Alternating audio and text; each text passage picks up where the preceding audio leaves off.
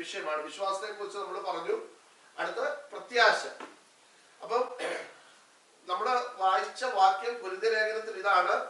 13-ാം അധ്യായത്തിന്റെ അവസാനത്തില് വിശ്വാസം, പ്രത്യാശ, സ്നേഹം, ഇവ മൂന്നും നിലനിൽക്കുന്നു. ഇവയിൽ വലിയതോ സ്നേഹം തന്നെ. അപ്പൊ നിങ്ങൾ ശ്രദ്ധിക്കണം, വിശ്വാസം എന്ത് ചെയ്യുന്നു? നിലനിൽക്കുന്നു, അല്ലെ? അതിനെ കുറിച്ചാണ് നമ്മൾ കഴിഞ്ഞ ആഴ്ച പഠിച്ചത്. ഇവരെല്ലാവരും എന്ത് ചെയ്തു? എങ്ങനെ മരിച്ചു? വിശ്വാസത്തിൽ മരിച്ചു. നോക്കി, ഇവിടെ പറയുകയാണ് നിലനിൽക്കുന്ന 3 വിഷയങ്ങളെ കുറിച്ച് പറയുന്നു. ഒന്ന് ഏതാ? വിശ്വാസം. അപ്പൊ നോക്കിയേ, എബ്രായ ലേഖനത്തിൽ പറയുകയാണ് ഇവരെല്ലാവരും വിശ്വാസത്തിൽ മരിച്ചു. അവരുടെ ശരീരം മരിച്ചു, പക്ഷെ വിശ്വാസം എന്ത് ചെയ്യുന്നില്ല? മരിച്ചിട്ടില്ല. ഞാനൊരു ചോദ്യം ചോദിക്കട്ടെ, നിങ്ങൾ ഇത് വീട്ടിൽ പോയി നോക്കാറുണ്ടോ? ഈ ഇവിടെ പറയുന്നത് പഠിച്ചതൊക്കെ ബൈബിള് വെച്ചൊക്കെ നോക്കാറുണ്ടോ? ഈ പാസ്റ്റർ പറയുന്നത് ശരിയാണോ? നോക്കണം നിങ്ങള്. ഇത് പാസ്റ്റർ പറയുന്നത് തെറ്റാണോ ശരിയാണോ വചനപ്രകാരം എല്ലാവരും നോക്കണം അത്. കാരണം പാസ്റ്റർ പറയുന്നത് മാത്രം കേട്ടോണ്ട് നിങ്ങൾ എന്ത് ചെയ്യരുത്? പോകരുത്. അതിന് നമ്മുടെ കയ്യിലെല്ലാം വചനം തന്നിരിക്കുന്നത്. നിങ്ങൾ വായിക്കണം. ഓക്കെ, വിശ്വാസത്തിൽ മരിച്ചു. വിശ്വാസം നിലനിൽക്കുകയാണ്. അവർ വിശ്വസിച്ചത് അവരെ പിന്തുടരുകയാണ്. വെളിപ്പാട് പുസ്തകത്തിൽ നമ്മൾ ഒരിക്കൽ വായിച്ചു, എഴുതുക ഇന്നു മുതൽ കർത്താവിൽ മരിക്കുന്ന മൃതന്മാർ ഭാഗ്യവാന്മാർ. പിന്നെ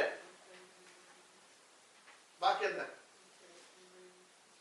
അവർ അവരുടെ പ്രയത്നങ്ങളിൽ നിന്ന് വിശ്രമിക്കേണ്ടതാകുന്നു. പിന്നെ അടുത്തത്, അവരുടെ പ്രവൃത്തി അവരെ പിന്തുടരുന്നു. നോക്കിയേ, മരിച്ചവരെ കുറിച്ച് പറയുകയാണ്.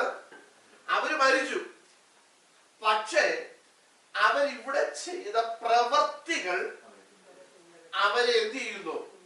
പിന്തുടരുന്നു. അപ്പൊ നോക്കി, മരിച്ചത് കൊണ്ടല്ല തീർന്നോ? തീർന്നില്ല. നമ്മുടെ പ്രവൃത്തി നമ്മുടെ പുറകെ എന്ത് ചെയ്യുക? ഞാനെനിക്കൊരു ഉദാഹരണം നിങ്ങളോട് അന്ന് പറഞ്ഞു, ഓർമ്മയുണ്ടോ ആർക്കെങ്കിലും? നല്ലൊരു ഉദാഹരണം ഞാൻ പറഞ്ഞു. നമ്മൾ ഈ ഫ്ലൈറ്റിലോട്ട് കയറുന്നതിന് മുമ്പേ ഓർമ്മയുണ്ടോ? നമ്മുടെ ലഗേജ് എന്ത് ചെയ്യും? അവര് തൂക്കി ഒരു കണ്ണേറേക്ക് എന്ത് ചെയ്യും? വിടും. ഇത് എങ്ങോട്ടാ പോയെന്ന് ആർക്കെങ്കിലും അറിയാമോ? അറിയാമോ ചോദിച്ചാൽ? ഇത് നമുക്കാർക്കും അറിയത്തില്ല എങ്ങോട്ടോ പോയി സംഭവം. പക്ഷേ നമ്മള് കൊച്ചി ചെന്ന് ഇറങ്ങുമ്പോൾ ഈ സാധനം എവിടെ വരും? വേറൊരു കണ്ണേറെ കിടന്ന് എന്ത് ചെയ്തോണ്ടിരിക്കുക? അല്ലേ സാർ? കറങ്ങിക്കൊണ്ടിരിക്കുക. അപ്പൊ ഇത് നമ്മൾ യാത്ര ചെയ്ത് പോയപ്പോ ഇതും എന്ത് ചെയ്തു? നമ്മളെ പിന്തുടർന്നു, ഇല്ലേ? നമ്മൾ അറിഞ്ഞതേ ഇല്ല, നമ്മളാരും കണ്ടില്ല. ഇത് എതിലെയാ പോയത്? മക്കളെ പറഞ്ഞത് മനസ്സിലാവുന്നുണ്ടോ? ഇത് എതിലെയാ പോയതെന്നും നമ്മൾ കൊടുക്കുന്നത് അവരെ തൂക്കി മേടിച്ച് അങ്ങോട്ട് പോകുന്നത് കണ്ടു. പിന്നെ നമ്മളാരും എന്ത് കണ്ടില്ല? ഇതെങ്ങോട്ടാ പോയത് കണ്ടില്ല. പക്ഷേ നമ്മൾ കൊച്ചിയിൽ ചെന്നിറങ്ങിയപ്പോൾ ഈ പെട്ടികളെല്ലാം എന്ത് ചെയ്തോണ്ടിരിക്കുക? ഇങ്ങനെ കയറാം. അപ്പൊ നമുക്ക് ഇഷ്ടമുള്ള നമ്മുടെ പെട്ടി, സോറി നമ്മുടെ പെട്ടി വന്നപ്പോൾ നമ്മൾ എന്ത് ചെയ്തു? അതെടുത്തു. നോക്കിയേ, ഇതുപോലെ നമ്മൾ എവിടുന്ന് എന്ത് ചെയ്തു? പോയി. വിശ്വാസത്തിൽ നമ്മൾ മരിച്ചു, പക്ഷേ നമ്മുടെ പ്രവൃത്തി എന്ത് ചെയ്തുകൊണ്ടിരിക്കുന്നു? അവിടെ എഴുതിയിരിക്കുന്നത് അവരുടെ പ്രവൃത്തി അവരെ പിന്തുടരുന്നു. അപ്പൊ ഓർത്തോണം. അതുകൊണ്ടാണ് 2 കൊരിന്ത്യർ ലേഖനം 5-ാം അധ്യായം 10-ാം വാക്യം എന്താ? ഒരു വ്യക്തി ജീവനോടെ ഇരിക്കുമ്പോൾ ചെയ്യുന്നത് നല്ലതാണെങ്കിലും തീയതാണെങ്കിലും കേട്ടോ ചെയ്തത്. അപ്പൊ പ്രവൃത്തി എപ്പ ചെയ്തതാ? ജീവനോടെ ഇരിക്കുമ്പോൾ. അപ്പൊ കണ്ടോ, ജീവിച്ച് അല്ലെങ്കിൽ ഇവിടെ നിന്ന് മരിച്ചതിന് ശേഷം നമുക്കിവിടെ യാതൊരു ഇടപാട് നമുക്ക് ഭൂമിയായിട്ട് ഇല്ല. പിന്നെ നമുക്ക് അതുകൊണ്ടാണ് നമ്മൾ മരിച്ചു കഴിഞ്ഞ വ്യക്തിക്ക് വേണ്ടി ഒന്നും ചെയ്യാത്തത്. കാരണം ദൈവവചനം എന്നാ പറയുന്നത്? ജീവനോടിരിക്കുമ്പോൾ ചെയ്യുന്നത് നല്ലതാണെങ്കിലും തീയതാണെങ്കിലും അതിന് തക്ക പ്രതിഫലം മേടിക്കുവാൻ നാം എല്ലാവരും എവിടെ നിൽക്കേണ്ടി വരും? അപ്പൊ മരിച്ചതിന് ശേഷം നമ്മൾ ഇവിടെ ഭയങ്കര പ്രാർത്ഥനയും 50 പേർക്ക് ഫുഡും ഓരോ മരിച്ച എന്തുവാ പറയുന്നത്, ഈ ദിവസം വരുമ്പോഴും നമ്മള് 50 പേർക്ക് ഫുഡ് നല്ലതാ. 50 പേർക്ക് ഫുഡ് കൊടുക്കണം. ഇപ്പൊ ആ ദിവസം വേണമെന്നൊന്നുമില്ല, എല്ലാ ദിവസവും കൊടുത്താലും നല്ലതാണ്. ആ ദിവസം കൊടുത്തത് കൊണ്ട് പ്രത്യേകിച്ച് ഗുണമൊന്നും ഈ മരിച്ച വ്യക്തിക്ക് എന്ത് ചെയ്യത്തില്ല, കിട്ടത്തില്ല. ഇത് നമ്മൾ പറയുന്നതല്ല, വചനം പറയുന്നതാ. പൗലോസ് പറയുകയാണ്, കൂടെ ആ 2 5-ാം അധ്യായം തുടങ്ങുന്നത് തന്നെ എങ്ങനെയാ? കൂടാരമാകുന്ന ഞങ്ങളുടെ ഭൗമ ഭവനം അഴിഞ്ഞുപോയാൽ കൈപ്പടിയല്ലാത്ത നിത്യ ദൈവത്തിന്റെ ദാനമായ ഒരു കെട്ടിടം ഞങ്ങൾക്ക് സ്വർഗത്തിലുണ്ടെന്ന് അറിയുന്നു.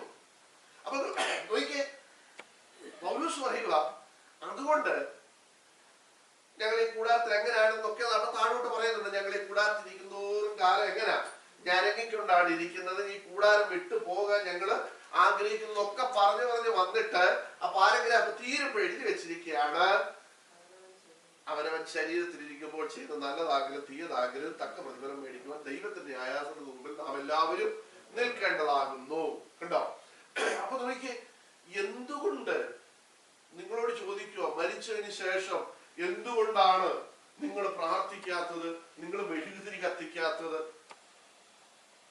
നിങ്ങൾ ഓർമ്മ കൊണ്ടാടാത്തത്? നമ്മൾ ഓർക്കുന്നതൊന്നും പാപമൊന്നും, ഇപ്പൊ നമ്മുടെ അമ്മയോ അപ്പനോ മരിച്ചു, സഹോദരങ്ങൾ മരിച്ചു, ആ ദിവസം ഓർക്കുന്നതൊന്നും എന്തല്ല, അത് പാപമൊന്നുമല്ല. ഇന്ന ദിവസമാണല്ലോ നമ്മുടെ ഇന്നാണ് മരിച്ചത്, നല്ലത് ഓർക്കുന്നത് നല്ലത് തന്നെ. പക്ഷേ ആ ദിവസം ഓർത്ത് നമ്മൾ പോയി ഇരിക്കട്ടെ 10 മെഴുകുതിരി, ഈ പുള്ളിയുടെ ആത്മാവിനെ അത് സ്വർഗത്തിലേക്ക് പോകാൻ വേണ്ടി 50 പേർക്ക് ഫുഡ്.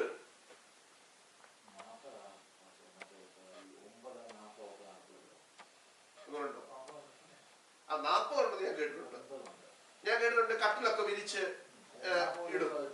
ഞാൻ അബദ്ധത്തിൽ പോയി ആ കട്ടില ഇരുന്ന് പോയി ഒരു ദിവസം. ഒരിടത്ത് എനിക്ക് അറിയത്തില്ലായിരുന്നു ഇത് വിരിച്ചിട്ടേക്ക്. ഇരിക്കരുതെന്ന് പറഞ്ഞു.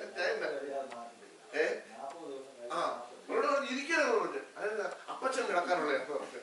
അപ്പച്ചൻ പോയില്ലയോ? അല്ലല്ല, അപ്പച്ചനോട് ഉണ്ടെന്ന് പറഞ്ഞു.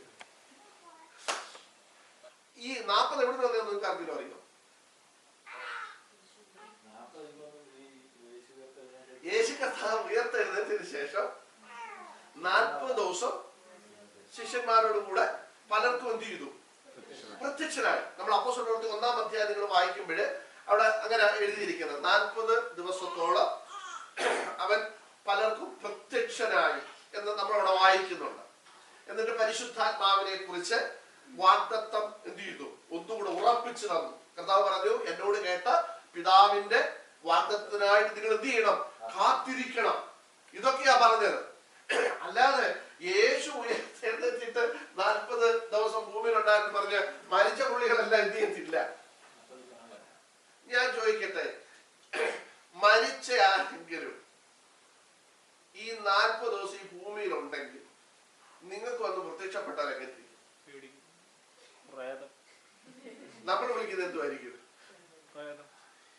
നമുക്ക് എത്ര സ്നേഹമുള്ള അപ്പനായാലും അമ്മയായാലും ഭാര്യയായാലും ഭർത്താവായാലും രാത്രിയില് ഡ്യൂട്ടി കഴിഞ്ഞ് വരുന്ന വഴിക്ക് എന്തായാലും ഇപ്പൊ ഞാനൊക്കെ മരിച്ചു, ദേശം ഡ്യൂട്ടി കഴിഞ്ഞ് ഒറ്റയ്ക്ക് വരും, ഞാൻ വേണ്ട നിന്റെ വീട്ടിലോട്ട് കൊണ്ടുവിടാന്ന് പറഞ്ഞ് വന്നുള്ള അവസ്ഥ ഒന്ന് ഓർത്ത് നോക്കി.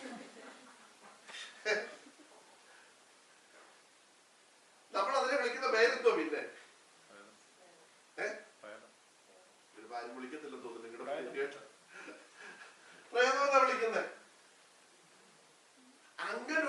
ഒരിക്കലും എന്ത് ചെയ്തിട്ടില്ല, വചനത്തിൽ പറഞ്ഞിട്ടില്ല. കർത്താവ് വന്നെന്നുള്ളത് സത്യമാണ്. അത് കർത്താവ് മരിച്ചിട്ട് എന്ത് ചെയ്തിട്ടാ? ഉയർത്തെഴുന്നേറ്റിട്ട് വന്നതാ. കർത്താവ് മരിക്കുന്നതിന് മുമ്പേ പറഞ്ഞു ഇല്ലേ? കർത്താവ് പല ഉപമകളിൽ കൂടെ പറഞ്ഞു. കർത്താവ് ആലയത്തെ നോക്കിയിട്ട് പറഞ്ഞു, നിങ്ങൾ ഈ ആലയം പൊളിക്കും, ഞാൻ 3 ദിവസം കൊണ്ട് എന്ത് ചെയ്യും, പണിയുമെന്ന് പറഞ്ഞു. അപ്പൊ അവരെല്ലാം കൂടെ ചോദിച്ചു, ഇത് എത്ര വർഷം കൊണ്ട് പണിതാ? കർത്താവ് അവിടെ പറയുന്നുണ്ട്, കർത്താവ് തന്റെ ശരീരമാകുന്ന ആലയത്തെ കുറിച്ചാ പറഞ്ഞത് അവിടെ എഴുതിയിട്ടുണ്ട്. അപ്പൊ നിങ്ങൾ ശ്രദ്ധിച്ച്, ഈ കർത്താവ് അല്ലെങ്കിൽ ദൈവവചനത്തിലോ പറഞ്ഞിട്ടില്ലാത്ത കാര്യങ്ങൾ നമ്മൾ ആരുടെ പേരില ഇതെല്ലാം ചെയ്യുന്നത്? ഈ 40 ആഘോഷിക്കുന്ന ആരുടെ പേരില? അത് നമ്മൾ ആരെയാ വിളിക്കുന്നത്? അന്ന് വായിക്കുന്നത് എന്തൊക്കെയാ? ബൈബിൾ എടുത്ത് വെച്ച് ഏതെങ്കിലും സംഗീതത്തിലൊക്കെ അങ്ങ് വായിക്കും. അപ്പൊ ഇത് ചെയ്യുന്ന ആരുടെ പേരില? കർത്താവിന്റെ പേരിൽ. മരിച്ചവർക്ക് വേണ്ടി പ്രാർത്ഥിക്കുന്നു, കർത്താവെ ഈ വ്യക്തിയുടെ ആത്മാവിന് എന്ത് ചെയ്യണം, നിത്യശ. അങ്ങനെ ആണെങ്കിൽ നമുക്ക് എങ്ങനെ വേണേലും ഇവിടെ എന്ത് ചെയ്യാം, ജീവിക്കാം. കാശുണ്ടെങ്കിൽ ഏറ്റവും വലിയ ആളിനെ നമുക്ക് കൊണ്ടുവന്ന് അവരെ കൊണ്ട് പ്രാർത്ഥിപ്പിച്ച് നമ്മുടെ ആത്മാവിനെ എവിടെ കയറ്റാം? സ്വർഗ്ഗത്തിൽ കയറ്റാം. അങ്ങനെ വരുമ്പോ കാശുള്ളവരെ ഇവിടെ എന്ത് ചെയ്യാൻ പറ്റത്തുള്ളൂ, അല്ല പാപം ചെയ്യാൻ പറ്റത്തുള്ളൂ, ഇല്ലേ? ഇതാണ് കത്തോലിക്ക സഭ പഠിപ്പിച്ച പാപമോചന ചീട്ടെന്ന് പറഞ്ഞ ചരിത്രത്തിലുണ്ട്. പോട്ടെ, അതിലേക്ക് ഞാൻ കിടക്കുന്നില്ല, പോട്ടെ. അപ്പം നമ്മുടെ വിഷയത്തിലേക്ക് നമുക്ക് മടങ്ങി വരാം. അപ്പം ഇവിടെ വിശ്വാസത്തിൽ മരിച്ചു, വിശ്വാസം പുറകെ ഉണ്ട്. നമ്മൾ വിശ്വസിച്ചത് എന്തോ അത് പുറകെ ഉണ്ട്. അടുത്തത് നമ്മുടെ പ്രവൃത്തി നമ്മൾ എന്ത് ചെയ്തുകൊണ്ടിരിക്കുന്നു, പിന്തുടർന്നുകൊണ്ടിരിക്കുന്നു. ഇനി അടുത്ത പ്രത്യാശ. ഇന്ന് ഞാൻ അതിനെ കുറിച്ച് പറയാൻ ആഗ്രഹിക്കുന്ന യോഹന്നാന്റെ ലേഖനം, നിങ്ങൾ 3-ാം അധ്യായം അതിന്റെ 3-ാം വാക്യം ഒന്ന് വായിച്ച്. 1 John chapter 3 verse 3. അവനിൽ പ്രത്യാശയുള്ളവനെല്ലാം അവൻ നിർമ്മലനായിരിക്കുന്നത് പോലെ തന്നെ തന്നെ നിർമ്മലീകരിക്കുന്നു. മതി. അവനിൽ ഈ പ്രത്യാശയുള്ളവൻ എല്ലാം. അപ്പൊ ഇനി എന്താ നമ്മുടെ പ്രത്യാശ എന്നുള്ളതാണ് കർത്താവിന്റെ അപ്പോസ്തലനായിരുന്ന യോഹന്നാൻ ഇവിടെ പറയുന്നത്. അപ്പോസ്തലൻ പൗലോസ് പറഞ്ഞു, വിശ്വാസം, പ്രത്യാശ, സ്നേഹം, ഇത് 3 എന്ത് ചെയ്യുന്നു, നിലനിൽക്കുന്നു. അപ്പൊ നോക്കിയാൽ വിശ്വാസം നിലനിൽക്കുന്നതിനെ കുറിച്ച് ഞാൻ പറഞ്ഞു. നമ്മളെല്ലാം വിശ്വസിച്ചു, ആ വിശ്വാസത്തിൽ നമ്മൾ എന്ത് ചെയ്തു, മരിച്ചു. വിശ്വാസം എന്ത് ചെയ്യുന്നു, നിലനിൽക്കുന്നു. മനസ്സിലായല്ലോ? അടുത്തത് പ്രത്യാശയെ കുറിച്ച് പറയുകയാണ്, അത് നിലനിൽക്കുന്നതാണ്. മനസ്സിലാകുന്നുണ്ടോ നിങ്ങൾക്ക്? അല്ലേ?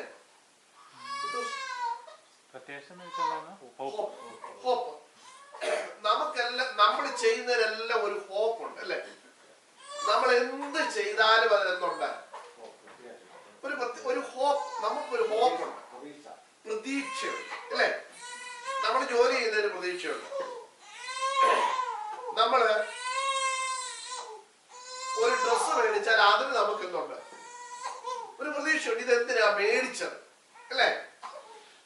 ഈ ഭൂമിയിൽ നമ്മളൊരു കാറ് മേടിച്ചാൽ, വീട്, എല്ലാത്തിനും എന്തുണ്ട്, പ്രതീക്ഷയുണ്ട്, ഹോപ്പുണ്ട് നമുക്ക്. അപ്പൊ നോക്കിയേ, എന്നാൽ ദൈവവചനത്തിൽ പറഞ്ഞിരിക്കുന്ന പ്രത്യാശ എന്താണ്? ഇവിടെ യോഹന്നാൻ അപ്പോസ്തലൻ പറയുകയാണ്, അവനിൽ ഈ പ്രത്യാശയുള്ളവൻ എല്ലാം. കേട്ടോ? അപ്പൊ ഏതോ ഒരു പ്രത്യാശയെ കുറിച്ച് പറയുന്നുണ്ട്, അവനിൽ ഈ പ്രത്യാശയുള്ളവൻ. ഇനി നിങ്ങൾ ഇങ്ങോട്ട് ശ്രദ്ധിക്കണേ. അപ്പൊ അത് ഈ പ്രത്യാശ ഏതാന്ന് 1-ാം വാക്യം തൊട്ട് വായിക്കണം. നമുക്കറിയാവുന്ന 1-ാം വാക്യം എന്നാ പറഞ്ഞിരിക്കുന്നത്, കാൺമീൻ നാം ദൈവ മക്കൾ എന്ന് വിളിക്കപ്പെടുവാൻ പിതാവ് നമുക്ക് എത്ര വലിയ സ്നേഹം നൽകിയിരിക്കുന്നു. അടുത്തത്, അങ്ങനെ തന്നെ നാം ആകുന്നു. അടുത്തത്, അറിയുന്നില്ല. ഇതാണ് ശ്രദ്ധിക്കേണ്ടത്. എന്താണ് 3-ാം വാക്യത്തിൽ പറഞ്ഞ അവനിൽ ഈ പ്രത്യാശയുള്ളവനെല്ലാം അവൻ നിർമ്മലനായിരിക്കുന്നത് പോലെ എന്ത് ചെയ്യണം, നിർമ്മലനായിരിക്കണം. മക്കളെ മനസ്സിലാകുന്നുള്ളത്? അപ്പൊ എന്താണ് ഈ പ്രത്യാശ എന്ന് പറഞ്ഞാൽ ഇവിടെ പറയുന്നത്? പ്രിയമുള്ളവരെ, നാം ഇപ്പോൾ ദൈവമക്കൾ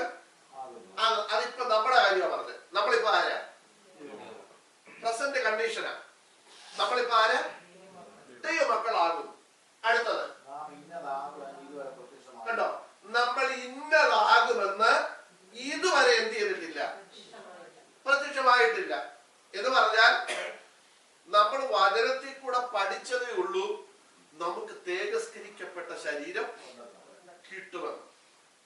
അല്ലെ? നമ്മൾ ആരും എന്ത് ചെയ്തിട്ടില്ല? ആരും തേജസ്കരിക്കപ്പെട്ടവരെ കുറിച്ച് നമ്മൾ ആരും എന്ത് ചെയ്തിട്ടില്ല? കണ്ടിട്ടില്ല. അതാ പറയുന്നത്, നാം ഇന്നതാകുമെന്ന് ഇതുവരെ പ്രത്യക്ഷമായിട്ടില്ല. അടുത്തത് കേട്ടോ, യേശു കർത്താവ് പ്രത്യക്ഷനാകുമ്പോൾ നാം യേശുവിനെ താൻ ഇരിക്കും പോലെ തന്നെ കാണുന്നതാകൊണ്ട് അവനോട് സദൃശന്മാരാകുമെന്ന് നാം അറിയുന്നു. കണ്ടോ? അപ്പൊ ഇതൊരു അറിവാണ് നമുക്ക്. നമ്മളാരെങ്കിലും കണ്ടിട്ടുണ്ടോ? ഇല്ല. പക്ഷേ നമുക്ക് ദൈവം തന്ന ഒരു അറിവായി. ഏതറിവ്? നാം ദൈവമക്കളാണ് ഇപ്പോഴ്. പക്ഷെ നാം ഇന്നതാകും ഇതുവരെ എന്ത് ചെയ്തിട്ടില്ല? നമ്മൾ കണ്ടിട്ടില്ല. പക്ഷേ യേശു കർത്താവ് പ്രത്യക്ഷനാകുമ്പോൾ, അപ്പൊ നമ്മുടെ പ്രത്യാശ എന്താണെന്ന് ചോദിച്ചാൽ, നമ്മൾ ദൈവമക്കളാണ്. നമ്മൾ എന്തിനാ ദൈവമക്കളായത്? നമ്മൾ ഇനി അടുത്തത് എന്താകും നമ്മൾ കണ്ടിട്ടില്ലെങ്കിലും നമുക്ക് ഒരു പ്രത്യാശയുണ്ട്. യേശു കർത്താവ് പ്രത്യക്ഷനാവുമ്പോൾ നാം അവനെ താൻ ഇരിക്കും പോലെ തന്നെ കാണുന്നതാകൊണ്ട് അവനോട് സദൃശന്മാരെ ആകുമെന്ന് നാം അറിയുന്നു. കണ്ടോ? അപ്പൊ നമ്മുടെ പ്രത്യാശ ഇതാ. ഈ പ്രത്യാശയ്ക്ക് എന്തില്ല? മരണമില്ല. ഇത് നിലനിൽക്കുന്ന പ്രത്യാശയാണ്. പക്ഷെ നമ്മൾ ഇതെല്ലാം അറിയിച്ച് നമ്മൾ എന്ത് ചെയ്യും? നമ്മൾ ഒരു ദിവസം എന്ത് ചെയ്യും? മരിക്കും. ഇല്ലേ? ഏത് അറിവ് അറിഞ്ഞിട്ടാണ് നമ്മൾ മരിക്കുന്നത്? അവൻ പ്രത്യക്ഷനാകുമ്പോൾ നാം അവനെ താനിരിക്കും പോലെ തന്നെ കാണുന്നതാകൊണ്ട് അവനോട് സദൃശന്മാരാകുമെന്ന് നാം അറിയുന്നു. ഈ അറിവ് നമ്മൾ പ്രാപിച്ചു. പക്ഷെ ഒരു ദിവസം നമ്മൾ എന്ത് ചെയ്യും? നമ്മളെല്ലാം മരിച്ചു. പക്ഷേ ഈ പ്രത്യാശ എന്ത് ചെയ്യുന്നില്ല? ഈ പ്രത്യാശ എന്ത് ചെയ്യുന്നില്ല? മരിക്കുന്നില്ല. കാരണം ഇവിടെ എന്താ പൗലോസ് പറഞ്ഞേക്കുന്നത്? വിശ്വാസം, പ്രത്യാശ, സ്നേഹം, ഇവ മൂന്നും നിലനിൽക്കുന്നു. ഇല്ലേ? ഇംഗ്ലീഷും അങ്ങനെ തന്നെയാണല്ലോ എഴുതിയേക്കുന്നത്. ഇംഗ്ലീഷ് എന്താ എഴുതിയിരിക്കുന്നത്? നിങ്ങൾക്ക് കാണാൻ അറിയത്തില്ല ഇത്? വിശ്വാസം, പ്രത്യാശ, സ്നേഹം, ഇവ. അതിന് ഇംഗ്ലീഷ് തന്നെ എഴുതിയിരിക്കുന്നു. ഒന്ന് കൊരിന്ത്യർ ലേഖനം 13 But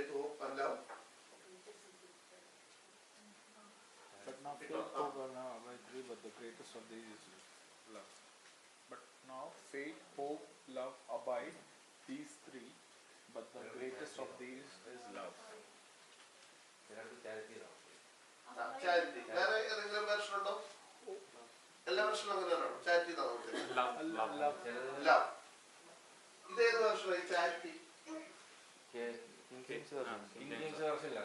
ഓ ശരി.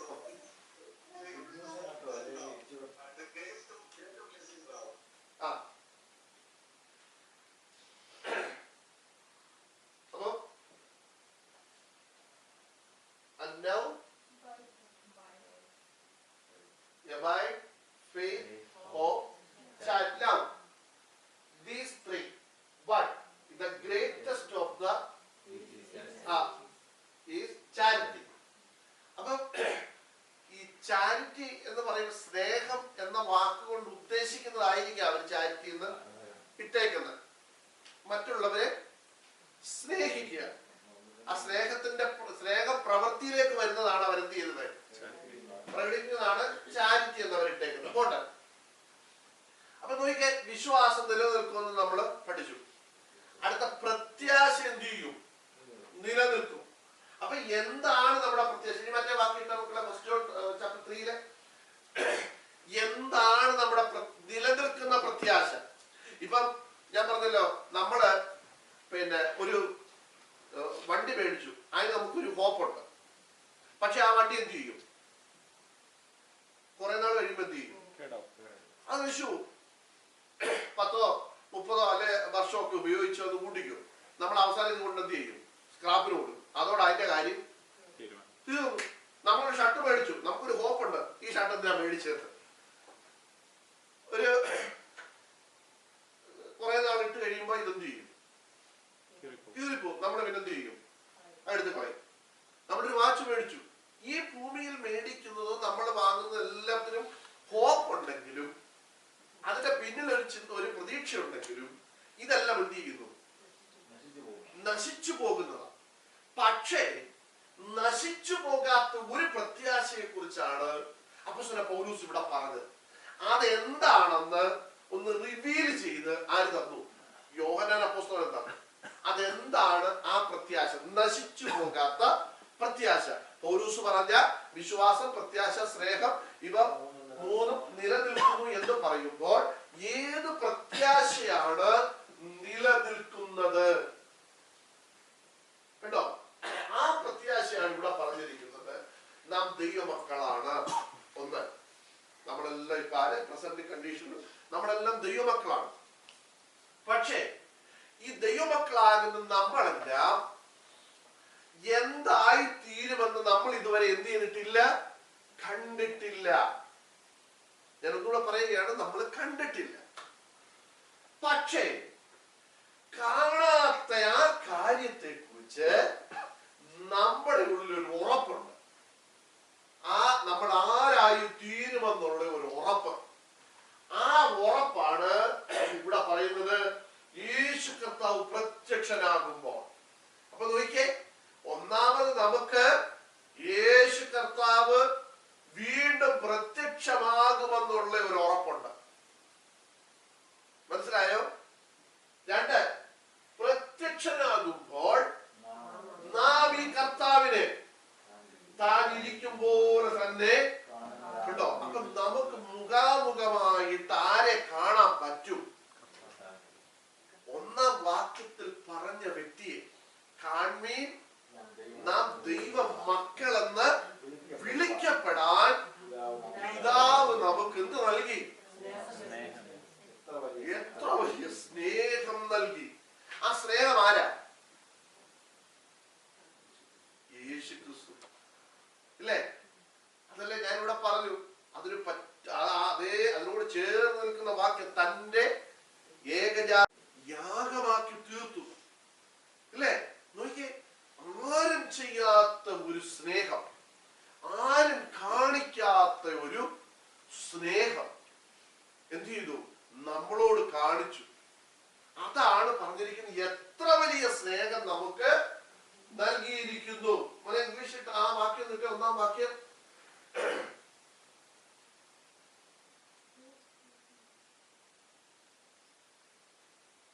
കേട്ടോ. എനിക്ക് തോന്നുന്നു ബെസ്റ്റോടെ കൊടുത്തേക്കുന്നത് അല്ലേ? ഏറ്റവും ബെസ്റ്റ് ആയിട്ടുള്ളത്. ഇതിന് അപ്പുറത്തോട്ട് പറയാനൊന്നും ഇല്ല. അത്രയ്ക്കും. വേറെ വേർഷനിൽ എന്തെങ്കിലും എഴുതിയിട്ടുണ്ടോ? ഇതല്ലാതെ great love. The Father has lavished on us. കണ്ടോ? അളവില്ലാത്ത സ്നേഹം. നിങ്ങൾ ചിന്തിച്ചേ, സ്വന്തം മകനെ കൊടുത്തിട്ട് സ്നേഹിക്കുന്ന ആ സ്നേഹത്തെ നമുക്ക് ഒരു അളവുകോൽ വെച്ച് എന്ത് ചെയ്യാൻ പറ്റത്തില്ല, അളക്കാൻ പറ്റത്തില്ല. അതാണ് എത്ര വലിയ സ്നേഹമെന്ന് എഴുതിയിരിക്കുന്നത്. നമുക്ക് നമ്മുടെ കാര്യം സേഫ് ആക്കി വെച്ചിട്ട് ഒരാൾക്ക് 10 രൂപ എന്ത് ചെയ്യാൻ പറ്റും? കൊടുക്കാൻ പറ്റും. അല്ലേ? ഈ ബൈബിളിൽ നമ്മൾ പഠിക്കുമ്പോൾ ഈ കർത്താവ് ഇതുപോലെ ഉള്ള ചില കൊച്ചു കൊച്ചു കാര്യങ്ങൾ പറഞ്ഞിട്ടുണ്ട്. ഇന്നിവിടെ ഗ്ലാഡിസ് പറഞ്ഞപ്പോഴേ ഈ കർത്താവ് പറഞ്ഞൊരു കാര്യമുണ്ട്. എല്ലാവരും ഭണ്ഡാരത്തിൽ കൊണ്ട് പൈസ ഇടുന്ന സമയത്ത് ഒരു വിധവയായ സ്ത്രീ വന്നിട്ട് എത്ര കാശിട്ടു? 2 കാശിട്ടു. അല്ലേ? ഈ 2 കാശിൽ കൂടിയ വിട്ട ഇഷ്ടം പോലെ ആൾക്കാരില്ലായിരുന്നു, ഉണ്ടായിരുന്നു. പക്ഷെ കർത്താവ് കണ്ടത് ആരെയാ? ഈ 2 കാശ്. അതല്ലേ ഗ്ലാഡിസ് പറഞ്ഞത്? ഈ 2 കാശ് ഇട്ട വ്യക്തിയെ കണ്ടിട്ട് കർത്താവ് പറയുകയാണ്, മറ്റെല്ലാവരും സമൃദ്ധിയിൽ നിന്ന്, അങ്ങനെ എഴുതിയിരിക്കുന്നത്, സമൃദ്ധിയിൽ നിന്നിട്ടു. എനിക്ക് 50,000 രൂപ കിട്ടി, ഞാൻ 50 രൂപ കൊണ്ട് കൊടുക്കുന്ന വലിയ കാര്യമൊന്നുമല്ല. കാരണം എനിക്ക് ബാക്കി എത്ര കിടപ്പുണ്ട് കയ്യില്? 49,950 രൂപ എന്റെ പോക്കറ്റിൽ വെച്ചിട്ട് 50 രൂപ കൊണ്ട് വലിയ കാര്യത്തെ ഞാൻ എന്ത് ചെയ്തു? കൊടുത്തു. കർത്താവ് അത് കണ്ടില്ലെന്നല്ല പറഞ്ഞത്, ആദ്യം കർത്താവ് എന്ത് ചെയ്തു? കണ്ടു. അതുകൊണ്ടല്ല കർത്താവ് പറഞ്ഞ ബാക്കിയുള്ളവരല്ല അവരുടെ സമൃദ്ധിയിൽ നിന്ന് ഇട്ടെന്ന്. അതുകൊണ്ടാണ് കർത്താവ് പറഞ്ഞത്. കർത്താവ് അതും കണ്ടു. പക്ഷേ ഈ വിധവയായ ഈ ദരിദ്രയായ സ്ത്രീ കൊണ്ടുവന്ന് 2 കാശ് ഇട്ടപ്പോൾ കർത്താവ് അത് നോക്കിയിട്ട് പറയുകയാണ്, ഇത് ഭയങ്കര ഒരു കാര്യമാണ്. അവളുടെ അധ്വാനത്തിൽ നിന്ന് അവൾക്ക് ലഭിച്ചതൊക്കെയും കൊണ്ടുവന്ന് അവൾ എന്ത് ചെയ്തു? ഇട്ടു. നോക്കിയേ, അവൾക്ക് ചിലപ്പോ കിട്ടിയത് 4 കാശായിരിക്കാം. ഈ 4ൽ പകുതി കൊണ്ടുവന്ന് എവിടെ ഇട്ടു? എന്റെ ഒരു ചിന്തയാണ് ഈ പറയുന്നത്. കൊണ്ടിട്ടു. ഇത് കണ്ടപ്പോ കർത്താവ് പറയുക, അവളാണ് ഏറ്റവും വലിയ കാര്യം എന്ത് ചെയ്തത്? ചെയ്തിരിക്കുന്നത്. അപ്പൊ ഇതുപോലെ ഈ ഗ്രേറ്റ് ആയിട്ടുള്ള ചില കാര്യങ്ങൾ വചനത്തിൽ എന്ത് ചെയ്തിട്ടുണ്ട്? പറഞ്ഞിട്ടുണ്ട്. അതിൽ ഏറ്റവും ഗ്രേറ്റ് ആയിട്ടുള്ളതാണ് ഇവിടെ പറഞ്ഞിരിക്കുന്നത്. ഏറ്റവും ഗ്രേറ്റ് ലവ്, ഏറ്റവും ഇതിന് അപ്പുറത്ത് ഒരു സ്നേഹം ലോകത്തിൽ ഇനി എന്ത് ചെയ്യാൻ പറ്റത്തില്ല, കൊടുക്കാൻ പറ്റത്തില്ല, പറയാനുമില്ല. കാരണം എഫേസ്യ ലേഖനത്തിലാണെന്നാണ് എന്റെ വിശ്വാസം. പൗലോസ് പറയുന്നുണ്ട്, ഗുണവാന് വേണ്ടി ആരെങ്കിലും ഒക്കെ എന്ത് ചെയ്തേക്കും? മരിക്കും. പക്ഷെ നീതിമാന് വേണ്ടി ആരും എന്ത് ചെയ്യത്തില്ല? മരിക്കത്തില്ല. എനിക്ക് തോന്നുന്നത് എഫേസ്യ ലേഖനമാണെന്ന് തോന്നുന്നു.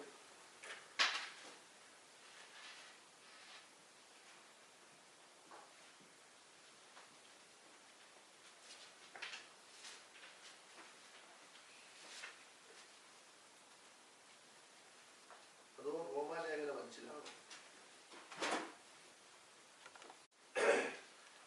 അതിന്റെ 6 തൊട്ടുള്ള വാക്യം ഒന്ന് വായിച്ച മക്കളെ ആരെങ്കിലും. നാം ബലഹീനരായിരിക്കുമ്പോൾ തന്നെ മരിച്ചു.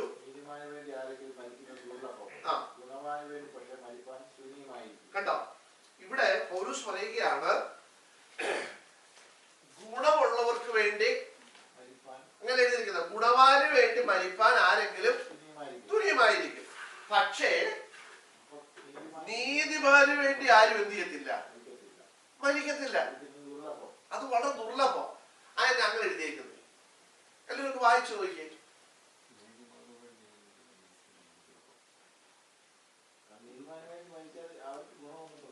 കാരണം ഞാനൊരു തെറ്റ് ചെയ്തു. തെറ്റാന്ന് പറഞ്ഞാൽ എനിക്ക് ഇഷ്ടപ്പെടും? ഇഷ്ടപ്പെടത്തില്ല. പക്ഷേ ഞാൻ ചെയ്ത തെറ്റ് അത് കുഴപ്പമില്ല, നിന്നെ ഞാൻ സൂക്ഷിച്ചോളാമെന്നൊക്കെ പറഞ്ഞ് നമുക്ക് ഗുണം ചെയ്യുന്നവന് വേണ്ടി നമ്മൾ എന്ത് ചെയ്യും? നമ്മൾ കേട്ടില്ലേ ഈ തമിഴ്നാട്ടിലൊക്കെ ഈ കഴിഞ്ഞിടയ്ക്ക് ഒരാള് പിന്നെ അവിടുത്തെ ഏതോ ഒരു മന്ത്രിക്ക് വേണ്ടി എന്തോ നാക്ക് കണ്ടിച്ചെന്ത് ചെയ്തു? അമ്പലത്തില് വഴിപാടായിട്ട് കൊടുത്തു. ഈ ജയലളിതയൊക്കെ അവിടെ മന്ത്രിയായിട്ടിരിക്കുന്ന സമയത്ത് അവരെ ജയിലിൽ പിടിച്ചിട്ടപ്പോ ആൾക്കാര് തീ കൊളുത്തി എന്ത് ചെയ്തു? നിങ്ങൾ പേപ്പറിലൊക്കെ വായിച്ചതാ. തീ കൊളുത്തി മരിച്ചു, സൂയിസൈഡ് ചെയ്തു. അതെന്തിനാ അവരങ്ങനെ ചെയ്യുന്നത്? ഇവരെ കൊണ്ട് അവർക്ക് എന്തുണ്ട്? ഗുണമുണ്ട്. കേട്ടോ, അതാണ് ഇവിടെ പറയുന്നത്. നിങ്ങൾ ശ്രദ്ധിക്കണം, ഈ സ്റ്റേറ്റ്മെന്റ് എഴുതുന്നതിന്റെ മേളിൽ എന്താ എഴുതിയേക്കുന്നത് അറിയോ? അഭക്തർക്കു വേണ്ടി, അല്ല, നാം അഭക്തരായിരിക്കുമ്പോൾ തന്നെ, അങ്ങനെ എഴുതിയിരിക്കുന്നത് 6-ാം വാക്യം, നാം ബലഹീനരായിരിക്കുമ്പോൾ തന്നെ ക്രിസ്തു തക്ക സമയത്ത് അഭക്തർക്കു വേണ്ടി എന്ത് ചെയ്തു? മരിച്ചു. എന്ന് പറഞ്ഞാൽ നമ്മളെ കൊണ്ട് കർത്താവിന് പ്രത്യേകിച്ച് ഒരു ഗുണവും ഇല്ലായിരുന്നു. ഉണ്ടായിരുന്നു മക്കളെ? കർത്താവിന് നമ്മളെ കൊണ്ട് എന്തുമായിരുന്നു ഗുണം? ഇപ്പോഴും പ്രത്യേകിച്ച് ഗുണമൊന്നുമില്ല. കർത്താവിന് നമ്മളെ കൊണ്ട് എന്തെങ്കിലും ഗുണമുണ്ടായിരുന്നു? അവിടെ ഒത്തിരി ഒരു 3-4 പോയിന്റ് പറയുന്നുണ്ട്.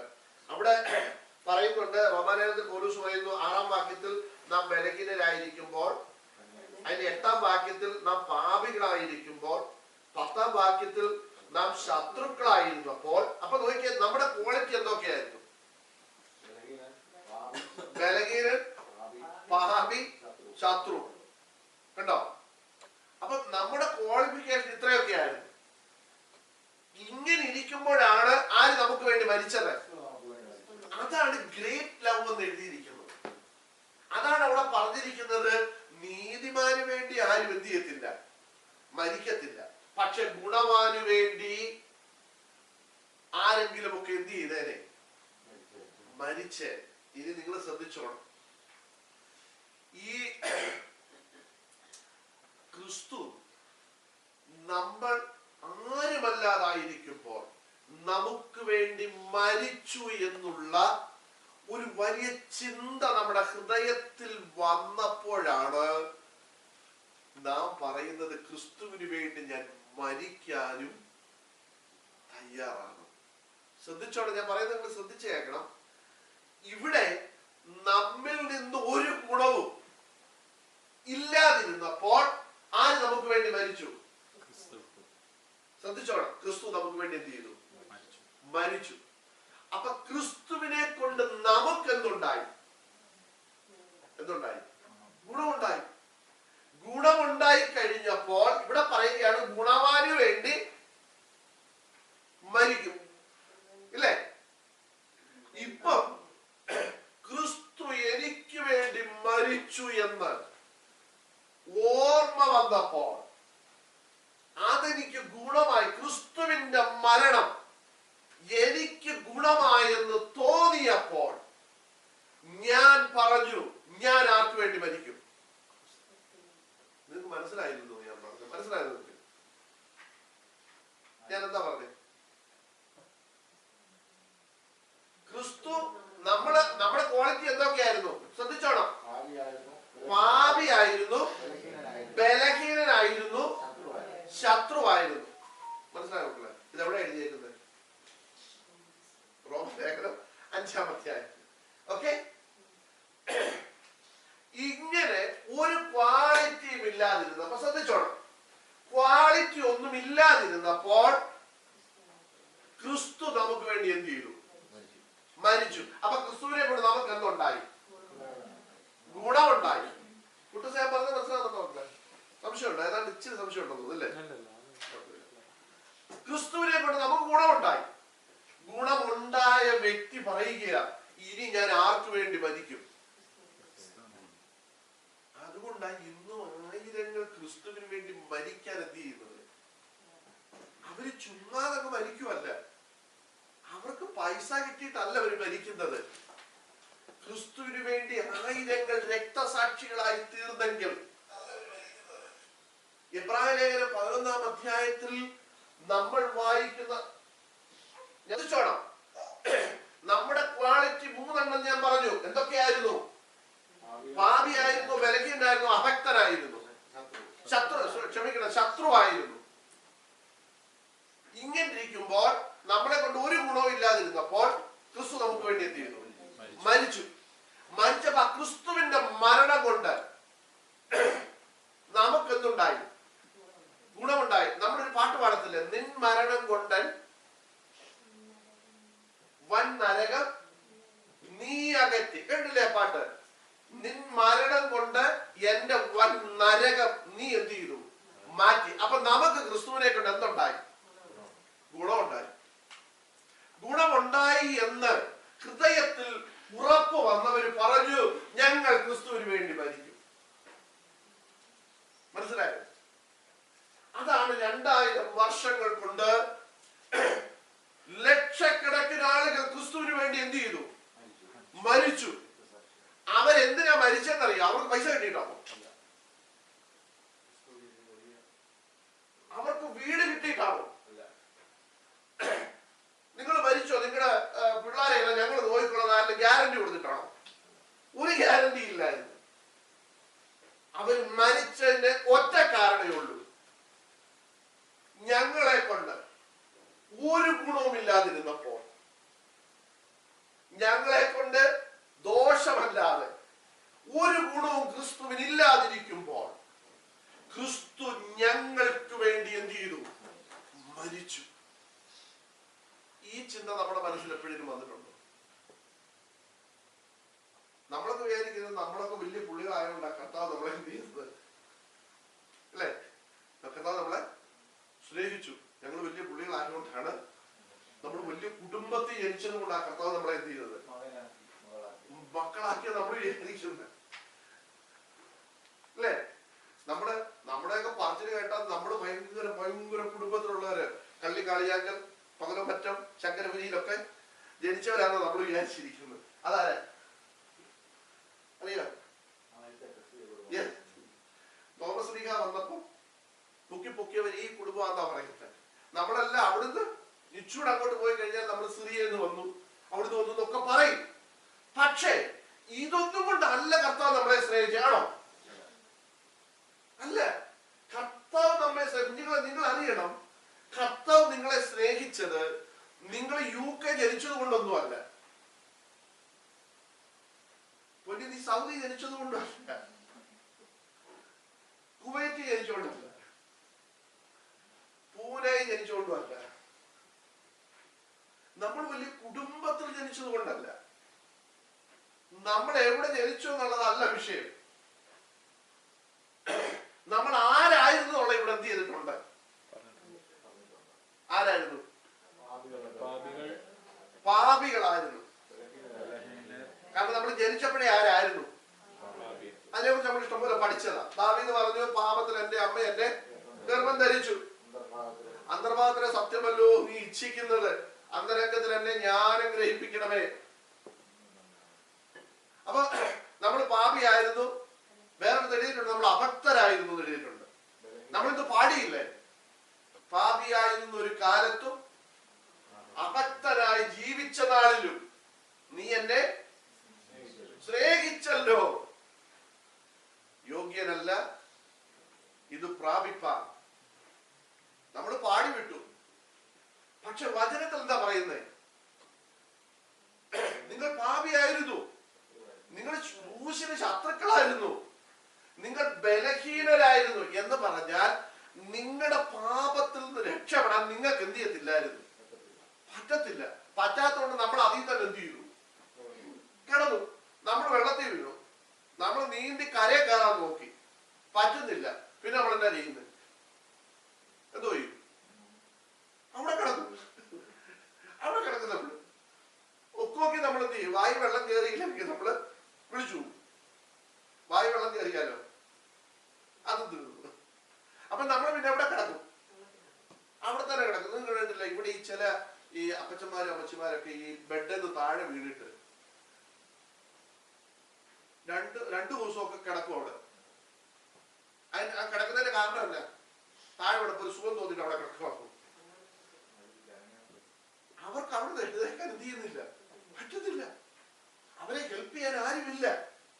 നോക്കിയേ, ഇതുപോലെ ആയിരുന്നു. അതാ നിങ്ങൾ ബലഹീനരായിരുന്നു എന്ന് പറഞ്ഞേ. ബലഹീനം എന്ന് പറഞ്ഞല്ല, ബലമില്ലാത്തവനായിരുന്നു.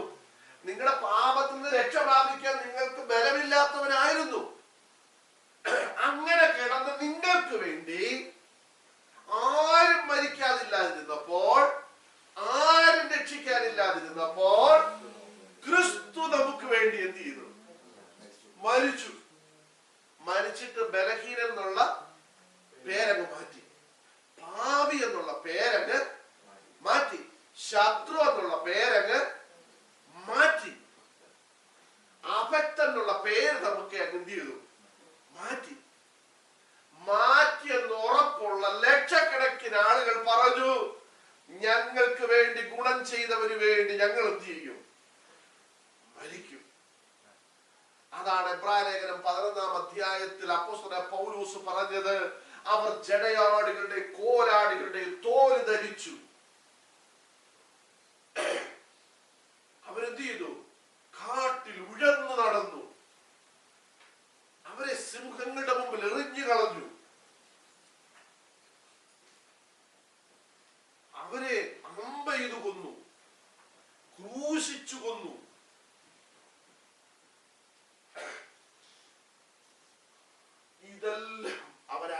സംഭവിച്ചത് എന്തിനാണെന്ന് ചോദിച്ചാൽ, അവർക്ക് വേണ്ടി ഒരുവൻ എന്ത് ചെയ്തു? ഗുണം ചെയ്തു. അവരുടെ പാപത്തിൽ നിന്ന് അവരെ എന്ത് ചെയ്തു? വിടുവിച്ചു. അതുകൊണ്ട് അവര് പറഞ്ഞു, ഞങ്ങൾ ക്രിസ്തുവിന് വേണ്ടി മരിക്കും. കുഞ്ഞുങ്ങളെ, ക്രിസ്തു ഭൂമിയിൽ വന്നത് എന്തിനു വേണ്ടി? ഞാൻ എപ്പോഴും പറയും, നിങ്ങൾ അഭക്തരായിരുന്നപ്പോൾ, നിങ്ങൾ ബലഹീനരായിരുന്ന, അല്ലെങ്കിൽ നമ്മൾ ബലഹീനരായിരുന്നപ്പോൾ, നമ്മൾ അഭക്തരായിരുന്നപ്പോൾ, നമ്മൾ ശത്രുക്കളായിരുന്നപ്പോൾ, നമ്മൾ പാപികളായിരുന്നപ്പോൾ ക്രിസ്തു ഈ ഭൂമിയിലേക്ക് ഇറങ്ങി വന്നിട്ട് പറഞ്ഞു, നിങ്ങളുടെ പാപം ഞാൻ മാറ്റിത്തരാം. നിങ്ങളുടെ അഭക്തിയിൽ ഞാൻ നിങ്ങളെ എന്ത് ചെയ്യാൻ പോവാ? വിടുവിക്കാൻ പോവാ. നിങ്ങൾ ഇന്ന് വരെ ശത്രുവായിരുന്നെങ്കിൽ ഇന്ന് തൊട്ട് ആരാ? നിങ്ങൾ മിത്രമാകാൻ പോകുകയാണ്, അല്ലെങ്കിൽ സ്നേഹിതനാകാൻ പോകുകയാണ്. കർത്താവ് എന്ത് ചെയ്തു? സ്നേഹിച്ചു. ഈ കർത്താവിന്റെ സ്നേഹം ഭയങ്കര സ്നേഹമായിരുന്നു. അതിനെക്കുറിച്ച് ഞാൻ പിന്നെ പ്രസംഗിക്കാം, പഠിപ്പിക്കാൻ. ഞാൻ അതിന് ഒരു ഉദാഹരണം ഞാൻ നിങ്ങളോട് പറയാം. ഈ പിന്നെ യേശുവിനെ ഒറ്റിക്കൊടുത്തതാണ് യൂദ. ഒറ്റിക്കൊടുക്കാന്ന് പറഞ്ഞാൽ ഒരു വിഷയം പറയുന്നത് അത് ചെയ്തതാരാ? യൂദയ. അത് ചെയ്തത് യൂദയ. കാര്യം മനസ്സിലായല്ലോ നിങ്ങൾക്ക്? ഈ യൂദ യേശുവിനെ എങ്ങനെയാ ഒറ്റിക്കൊടുത്തത്? ചുംബിച്ച്, ഇല്ലേ? ഈ വന്നപ്പോ യേശു ഈ യൂദയെ വിളിച്ച പേരറിയോ? യൂദയെ വിളിച്ച പേരെന്തെന്നറിയോ? നമ്മളായിരുന്നു. കർത്താവിന് അറിയത്തില്ലായിരുന്നു ഇവൻ ഒറ്റിക്കൊടുക്കാൻ പോവാന്ന്. ചുംബനം ചോദിച്ചു, യൂദയെ നീ ചുംബനം കൊണ്ടോ എന്നെ ഒറ്റിക്കൊടുക്കുന്ന? കർത്താവ് അപ്പൊ കർത്താവിന് അറിയാമായിരുന്നു. നിങ്ങൾ ചിന്തിച്ച്, നമുക്കറിയായിരുന്നു ഒരുത്തൻ നമ്മളെ ഒറ്റിക്കൊടുക്കാൻ വന്നേക്കാണ്. നമ്മൾ വിളിക്കുന്ന പേരെന്തായിരിക്കും? ജസ്റ്റിന്റെ കാര്യം പറഞ്ഞു. എന്നായിരിക്കും വെച്ചാൽ നമ്മൾ വിളിക്കുന്നത്? പരിധിയില്ലാത്ത. അതിവിടെ പറയണ്ട. നമ്മൾ പറയുന്നത് എന്തൊക്കെയാ അല്ലേ? നോക്കി, കർത്താവിന്റെ സ്നേഹം. ഞാൻ അതൊന്ന് പറയാൻ വേണ്ടി മക്കളെ, നിങ്ങൾ മനസ്സിലാവുന്നുണ്ടല്ലോ. കർത്താവ് ഈ യൂദ വന്ന് കെട്ടിപ്പിടിച്ചോണ്ടേ ചോദിച്ചു, സ്നേഹിത, നമുക്ക് വിളിക്കാൻ പറ്റും? പറ്റുമല്ലോ? നമുക്ക് ഇച്ചിരി ബുദ്ധിമുട്ടാ അല്ലേ? അതാ കർത്താവിന്. അപ്പൊ നോക്കിയേ, കർത്താവിന് അത് വിളിക്കാൻ വലിയ പ്രയാസമില്ലായിരുന്നു. എന്താണെന്നറിയോ? കർത്താവിന് യൂദയെ സ്നേഹിത എന്ന് വിളിക്കാൻ വലിയ പ്രയാസമൊന്നും ഇല്ലായിരുന്നു. കാരണം എന്താ? എല്ലാം നടക്കണമായിരുന്നു. അത് ഒരു സൈഡ്. കർത്താവിന് വിളിക്കാൻ വലിയ പ്രയാസമില്ലായിരുന്നു. കാരണം യൂദ വന്ന് കെട്ടിപ്പിടിച്ചു. സ്നേഹിത എന്ന് വിളിക്കുന്നതിന് വലിയ പ്രയാസം കർത്താവിന് ഇല്ലായിരുന്നു. അതിന്റെ കാരണം എന്താണെന്നറിയോ? ഇതിനേക്കാൾ വലിയ കാര്യത്തിന് ആര് വന്നേക്കുന്നത്? കർത്താവ് വന്ന എന്തിനാ? നമ്മൾ ആരായിട്ടിരിക്കുവോ ഇവിടെ?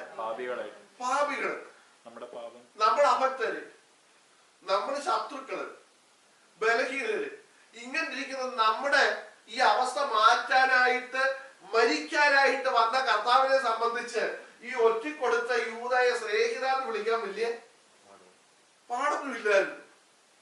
നമുക്കിതൊന്നും ചെയ്യാൻ പറ്റാത്തതുകൊണ്ടല്ല ഇങ്ങനെയുള്ളവരെ സ്നേഹിത എന്ന് വിളിക്കാൻ. ഞാൻ പറഞ്ഞ മനസ്സിലായോ?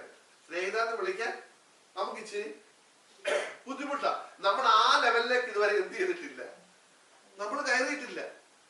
നമ്മൾ പഠിച്ചു വെച്ചതും നമ്മൾ ചെയ്തു വരുന്നതും എന്ന് പറഞ്ഞാൽ, നമുക്ക് ദോഷം ചെയ്യുന്നവരെ തിരിച്ച് ദോഷം ചെയ്യുക, അല്ലേ? നമുക്ക് കഴിഞ്ഞ ദിവസം ഒരാൾ ഒരു ന്യൂജൻ പാസ്റ്റ് പ്രസംഗിച്ചെങ്കിലും കേട്ടില്ലേ? ഇങ്ങോട്ട് അലമ്പ് കാണിച്ച അങ്ങോട്ട് വന്നിരിക്കും. കേട്ടായിരുന്നു? അലമ്പ് കാണിക്കും. ഇങ്ങോട്ട് അടിച്ചാൽ അങ്ങോട്ടും അടിക്കും. പുള്ളി പ്രസംഗിക്കുക.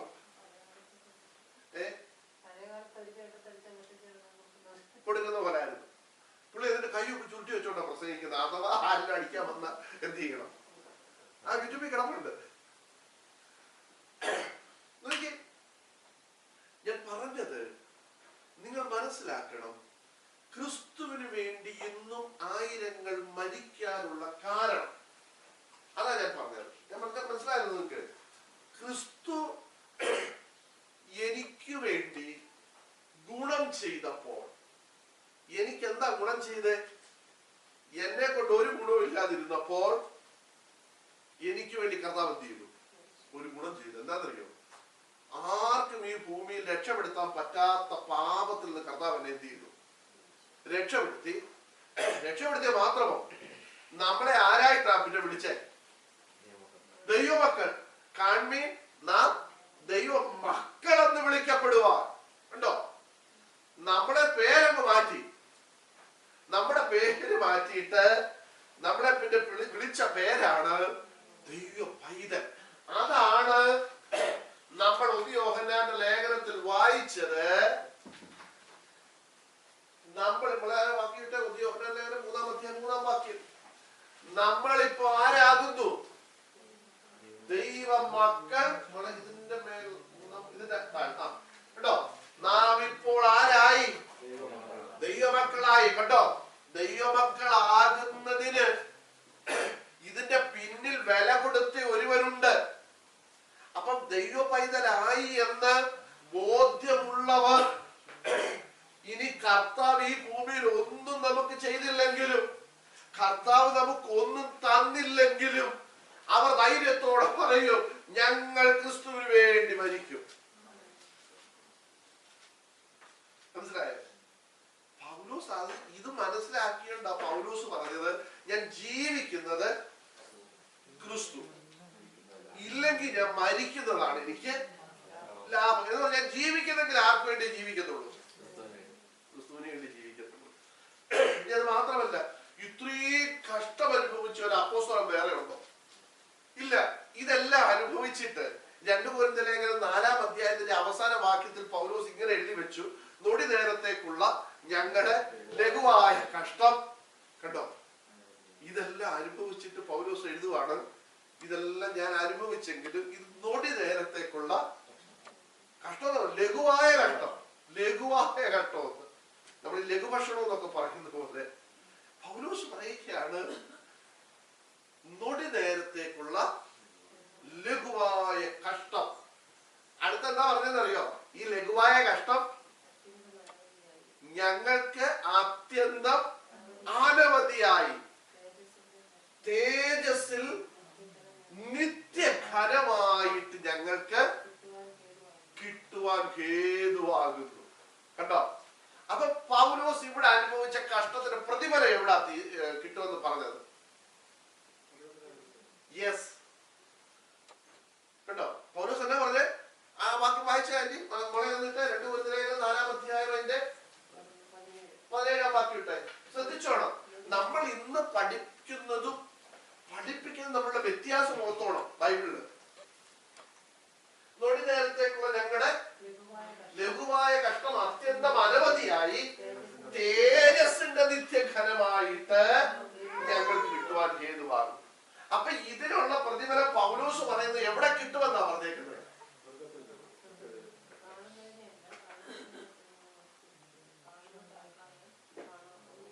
കണ്ടോ?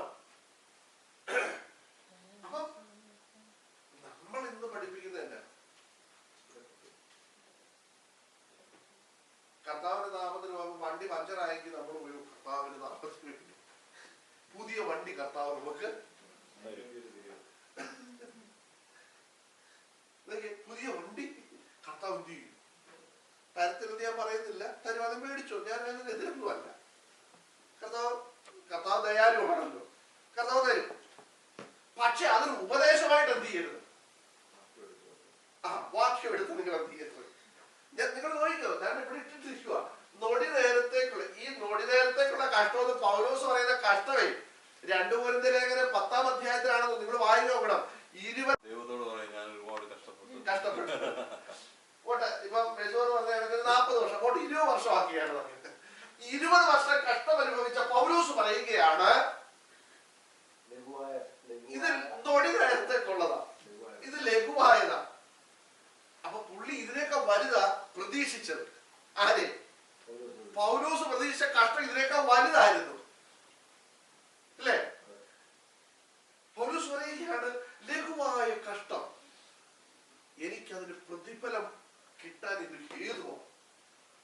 കാരണം എത്ര ഞാൻ കഷ്ടം അനുഭവിക്കുന്നു അതിനനുസരിച്ച് എനിക്ക് എന്ത് കിട്ടിക്കൊണ്ടിരിക്കും അവിടെ? പ്രതിഫലം സ്വർഗത്തിൽ.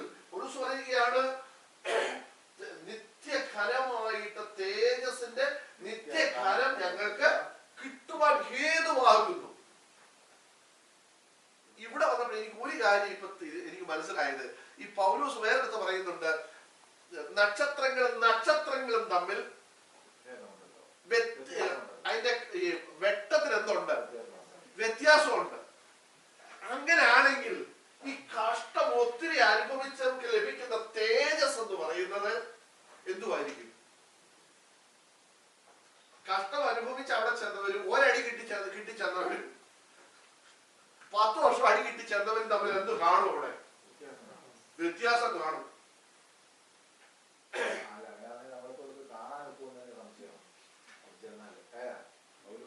ഈ ചങ്കിക്കുള്ള വർത്താനം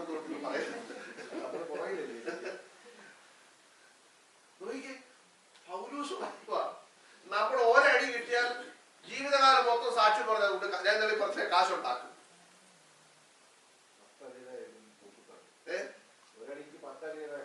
പറയും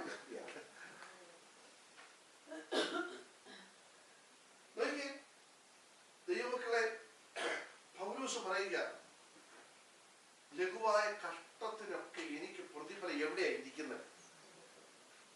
ഇന്ന് നമ്മൾ പഠിപ്പിക്കുന്നത് എന്താ? കഷ്ടമനുഭവിച്ചാൽ ദൈവം പ്രതിഫലം നിനക്ക് ഇവിടെ തരും, ദൈവം നിന്നെ അനുഗ്രഹിക്കും. ഞാൻ ചോദിക്കും, ഞങ്ങളുടെ ഗ്രൂപ്പിൽ ആള് കൂടാൻ ഇവന്മാർ എന്ത് ചെയ്യുന്നില്ല? സമ്മതിക്കുന്നില്ല. അത് നിങ്ങൾ പത്രം വായിച്ചു നോക്കിയോ? അന്നത്തെ പത്രത്തിൽ വന്ന വാർത്തകളാണ് ഞാൻ പറയുന്നത്. അപ്പം ഇവർ ക്രിസ്തുവിന് വേണ്ടി മരിച്ചു. ഇവരെ ആരും എന്ത് ചെയ്തില്ല? അറിയുന്നില്ല. അവരുടെ കുടുംബമൊന്നും ഈ ഭൂമിയിൽ ആരാലും അറിയപ്പെടാത്തവരായിട്ട് പോയി. ഈ ഭൂമിയിൽ അവർ വലിയ സാമ്പത്തികമുള്ളവരായിട്ടൊന്നും എന്ത് ചെയ്തില്ല? ആയില്ല. പക്ഷേ നമ്മൾ പറയുക, നമ്മളൊരു ചെറിയ കഷ്ടം വന്നാൽ കർത്താവ് നമ്മളെ എന്ത് ചെയ്യാൻ പോവാ? പിന്നെ നമ്മള് കഷ്ടപ്പെട്ടതിന്റെ എന്തെങ്കിലുമൊക്കെ പ്രതിഫലം ഇവിടെ വെച്ച് എന്ത് ചെയ്യും? കൂലി ഇവിടെ വെച്ച് എന്ത് ചെയ്യും? കർത്താവ് തരും. തരത്തിലെന്ന് ഞാൻ പറയുന്നില്ല. പക്ഷെ അതിന്റെ അർത്ഥം നിന്നെ സമ്പന്നനാക്കുമെന്നല്ല. നമ്മൾ അങ്ങനെ അങ്ങ് വ്യാഖ്യാനിച്ച് എന്ത് ചെയ്തു? പഠിപ്പിച്ചു. ഞാനെന്ന് പറഞ്ഞ ഒരു കാര്യം നിങ്ങൾ ശ്രദ്ധിച്ചോണം. ക്രിസ്തു നമ്മെ സ്നേഹിച്ചത് എങ്ങനെയായിരുന്നപ്പോഴാണെന്നുള്ള ഓർമ്മ നമുക്ക് വേണം. ആരായിരുന്നു? നമ്മുടെ ക്വാളിഫിക്കേഷൻ പറയുന്നുണ്ട്. എഫേസ്യ ലേഖനത്തിൽ അത് പറയുന്നുണ്ട്, റോമാലേഖനത്തിലോ 5-ാം അധ്യായത്തിൽ അത് പറയുന്നുണ്ട്. നമ്മൾ ആരായിരുന്നു എന്ന്. അങ്ങനെ ഇരുന്നപ്പോഴാണ് ക്രിസ്തു നമ്മെ എന്ത് ചെയ്തത്? സ്നേഹിച്ചത്. നമ്മുടെ പേര് മാറ്റി നമ്മൾ ആരായി? ദൈവമക്കളായി. നമ്മൾ വലിയ കാര്യത്തെ പറയത്തില്ലേ? ദൈവമക്കളാ നമ്മൾ ദൈവമക്കളാണ്. നമ്മൾ പ്രാർത്ഥിച്ച കേൾക്കുന്ന നമ്മൾ വലിയ വർത്താനം പറയുമ്പോഴേ ഓർത്തോടെ നമ്മൾ ദൈവമക്കളായത് എങ്ങനെയായിരുന്നു, എപ്പോഴായിരുന്നു? മനസ്സിലായോ? ഇങ്ങനെ ഞാനായിരുന്ന അവസ്ഥയെ കുറിച്ചുള്ള ചിന്ത വന്നിട്ട് ആ അവസ്ഥയിൽ ഇരുന്ന എനിക്ക് വേണ്ടി മരിച്ച ക്രിസ്തുവിനെ ഓർത്തപ്പോൾ പിന്നെ ഒന്നും ഭൂമിയിലെ വേണമെന്ന് ആരും എന്ത് ചെയ്തില്ല. അവര് പറഞ്ഞില്ല, ഞങ്ങൾക്ക് ഇന്നത് തന്നാൽ ഞങ്ങൾ കർത്താവിന് വേണ്ടി എന്ത് ചെയ്തേക്കാം? മരിച്ചേക്കാം. ആരും പറഞ്ഞില്ല. അവര് തീരുമാനിച്ചു, ഞങ്ങൾ ക്രിസ്തുവിന് വേണ്ടി എന്ത് ചെയ്യും? മരിക്കും. ക്രിസ്തുവിന് വേണ്ടി ഞാൻ എന്തും, പൗലോസ് പറഞ്ഞാൽ എന്തും ഏതുമായി തീരാൻ ആഗ്രഹിക്കുന്നു. പൗലോസ് പറയുക. പത്രോസ് എന്നാ പറഞ്ഞേ?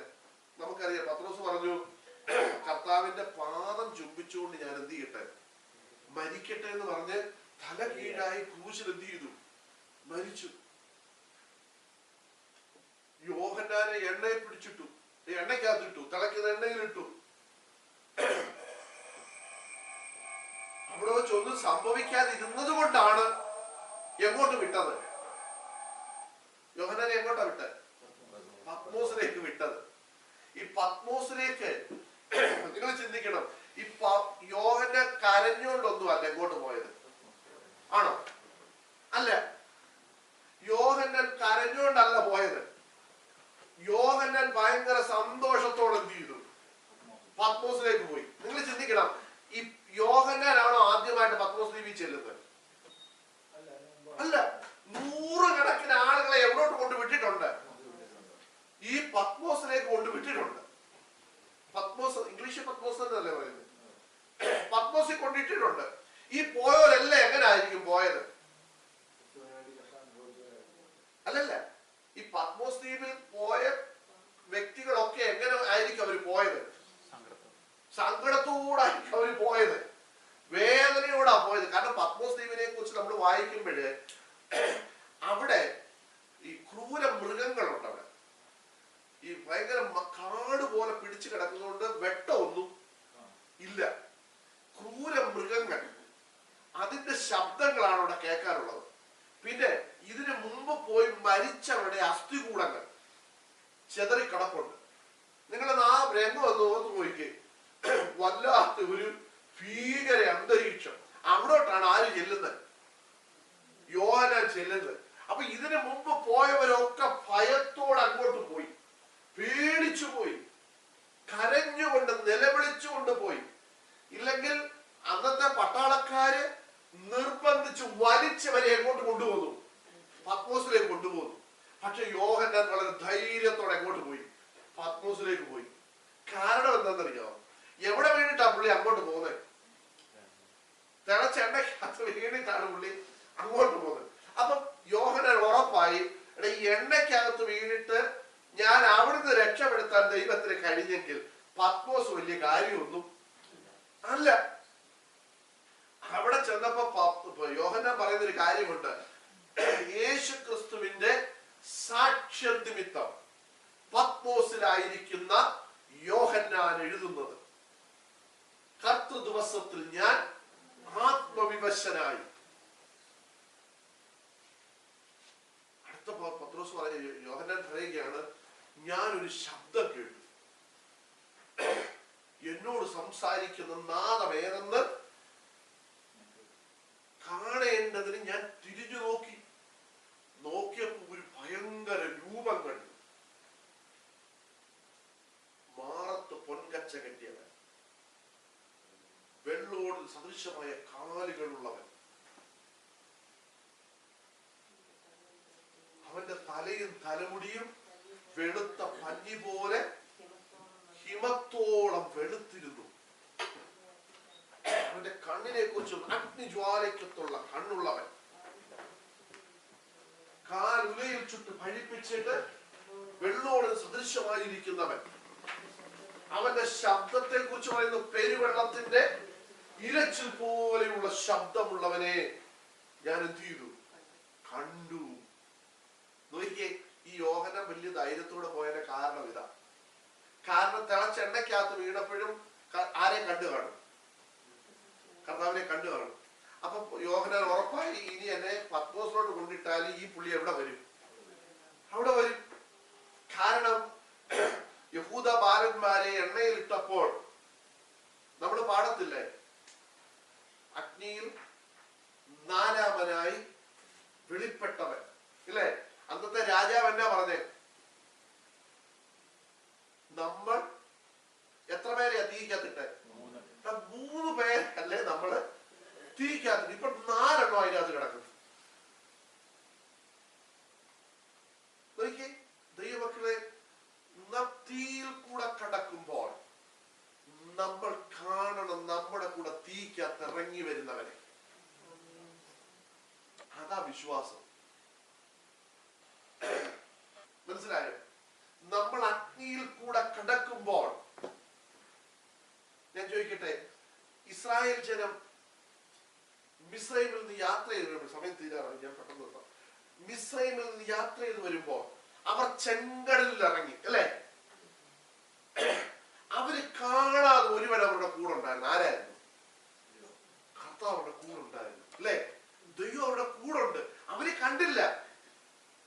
ഞാൻ ചോദിക്കട്ടെ, മോശ വടി നീട്ടി ഉടനെ എന്നാ സംഭവിച്ചേ? ചെങ്കടൽ 2ആയി. മോശയുടെ വടിയുടെ മിടുക്കൊണ്ടാണോ? അല്ല. നോക്കിക്കേ, അവിടെ ആര് കൂടെ ഉണ്ട്? കർത്താവ് കൂടെ ഉണ്ട്. ഇവര് ചെങ്കടലിൽ ഇറങ്ങി. നിങ്ങളൊന്ന് ഓർത്ത് നോക്കിക്കേ, ലോകത്തിൽ നടക്കുന്ന കാര്യമാണോ? ചെങ്കൽ രണ്ടാവുക, ഉണങ്ങിയ നിലമായി മാറുക. നോക്കിയേ, ഇവർ ചെങ്കടലിൽ ഇറങ്ങിയപ്പോൾ ആര് കൂടുണ്ട്?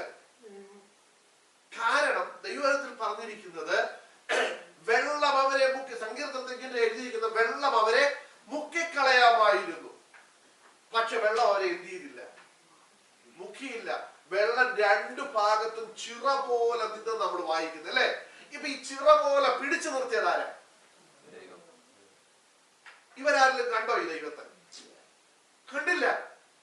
അവര് ഭയങ്കര ഗമേലി കെട്ടും പാണ്ടം എടുത്തുകൊണ്ട് ഈ ഇതിന്റെ നടുക്കൂടെ എന്ത് ചെയ്തു? അപ്പുറത്ത് കയറി. നിങ്ങൾ നോക്കത്തെ, ഈ വെള്ളത്തെ ചിറ പോലെ പിടിച്ചു നിർത്തിയത് ആരാ? സ്വർഗത്തിലെ ദൈവമാണ്. പക്ഷെ ഇസ്രായേൽ ജനം ആരെ കണ്ടില്ല? ദൈവത്തെ കണ്ടില്ല. ഞാൻ പറയട്ടെ, നമ്മൾ അഗ്നിയിൽ ഇറങ്ങുമ്പോൾ നമ്മൾ വിചാരിക്കും നമ്മൾ മാത്രമേ ഉള്ളെന്ന്. പക്ഷെ അഗ്നിക്കകത്ത് നീ വെന്തു പോകാതിരുന്നത് അഗ്നിയുടെ ബലത്തെ കെടുത്തിയതാരെന്നറിയോ? സ്വർഗത്തിലെ ദൈവമാണ്. നമ്മൾ ആ ദൈവത്തെ എന്ത് ചെയ്തില്ല? കണ്ടില്ല അവിടെ വെച്ച്. പക്ഷേ അഗ്നി നിന്നെ വിഴുങ്ങാതിരുന്നത്, അഗ്നിയുടെ ബലത്തെ കെടുത്തിയത്. നമ്മൾ എബ്രായർ 12-ാം അധ്യായത്തിൽ വായിക്കുന്നത് അവർ തീയുടെ ബലത്തെ കെടുത്തി. ആരാ? അവരാണോ കെടുത്തിയെ? അല്ല. അവർ തീക്കകത്തിറങ്ങിയപ്പോൾ തീയുടെ ബലത്തെ, തീയുടെ ശക്തിയെ കെടുത്താൻ കഴിവുള്ള ഒരുവൻ അവിടെ ഉണ്ടായിരുന്നു. തീക്കകത്തുണ്ടായിരുന്നു. അവർ നദിയിൽ ഇറങ്ങിയപ്പോൾ നദിയിലെ വെള്ളത്തെ രണ്ടായി പിടിച്ചു നിർത്താൻ കഴിവുള്ള ഒരുവൻ അവരുടെ കൂടെ ഉണ്ടായിരുന്നു. പക്ഷെ അവരവരെ എന്ത് ചെയ്തില്ല? കണ്ടില്ല. ഞാൻ പറയട്ടെ ദൈവമക്കളെ, ജോസഫ് കാരാഗൃഹത്തിൽ കിടന്നപ്പോൾ എഴുതി വെച്ചു, ദൈവം അവനോട് കൂടെ ഉണ്ടായിരുന്നു. നമ്മൾ തീക്കകത്തൂടെ കടക്കുമ്പോൾ നദി നിന്റെ മേൽ കവിയാതെ നദിയെ തടഞ്ഞു വെക്കാൻ കഴിവുള്ള ഒരുവൻ നമ്മുടെ കൂടെ ഉണ്ട്. ഇന്ന് പകൽക്കാലം വിശ്വസിക്കുവാൻ ഇടയാകട്ടെ. ഈ കർത്താവാണ് നമ്മളെ അന്ത്യം വരെ വഴി നടത്താൻ കഴിവുള്ള ദൈവം. ഈ കർത്താവാണ് നമ്മെ നിത്യതയിൽ എത്തിക്കുന്നത്. ഈ കർത്താവിനെ കണ്ടത് കൊണ്ടാണ് പൗലോസ് പറഞ്ഞത് ലഘുവായ കഷ്ടമെന്ന്. ലഘുവായ കഷ്ടം എന്ന് വെച്ചാൽ ഇതൊക്കെ അനുഭവിക്കുമ്പോഴും ഇതിന്റെ ശക്തിയെ കെടുത്താൻ കഴിവുള്ള ഒരുവൻ പൗലോസിന്റെ കൂടെ ഉണ്ടായിരുന്നു. പൗലോസ് പറഞ്ഞു, ഇത് നൊടി നേരത്തേക്കുള്ള ലഘുവായ കഷ്ടമാ, ഇതിനും വലുതുണ്ടോ? പോരട്ടെ. ഇതിനും വലുത് വരുമോ? വരട്ടെ. പൗലോസ് പറഞ്ഞു, ഇതെത്ര ഉണ്ടോ, എത്ര കൂടുതൽ വരുന്നോ അതെനിക്ക് തേജസ്സിൽ നിത്യഘനമായിട്ട് എനിക്ക് കിട്ടാനിടയാകും. എന്നോട് നമുക്ക് പറയാൻ പറ്റുമോ? എനിക്ക് പറയാൻ പറ്റുമോ? കുഞ്ഞുങ്ങളെ നിങ്ങൾക്ക് പറയാൻ പറ്റുമോ? ഇന്ന് പകൽക്കാലം കർത്താവ് നമ്മെ അനുഗ്രഹിക്കും. ബാക്കി കാര്യങ്ങൾ നമുക്ക് അടുത്ത ആഴ്ച പഠിക്കാം. ഇന്ന് പഠിച്ച കാര്യങ്ങൾ മറന്നു പോകരുത്. അവനിൽ ഈ പ്രത്യാശയുള്ളവൻ എല്ലാവരും അവൻ നിർമ്മലനായിരിക്കുന്നത് പോലെ നിർമ്മലരായിരിക്കണം. ബാക്കി കാര്യങ്ങൾ നമുക്ക് അടുത്ത ആഴ്ച പഠിക്കാം. കർത്താവ് നമ്മെ അനുഗ്രഹിക്കട്ടെ. നമുക്ക് എല്ലാവർക്കും